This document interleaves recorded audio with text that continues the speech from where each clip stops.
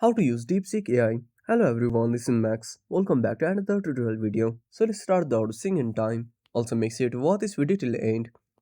So first of all, open a Play Store on your device. Now tap on the search icon at the bottom right corner. Now tap on the search bar. Now type Deepseek. Now simply tap on search at the bottom right corner. Now tap on Deepseek AI Assistant and tap on install. Now wait for some time until the application is being installed. Now after installing, simply tap on open. Now tap on confirm. Now simply tap on sign in with Google. Now tap on agree. Now select your Google account. Now wait for some time. Now tap on agree and share. Now wait for some time. Now simply tap on start chat.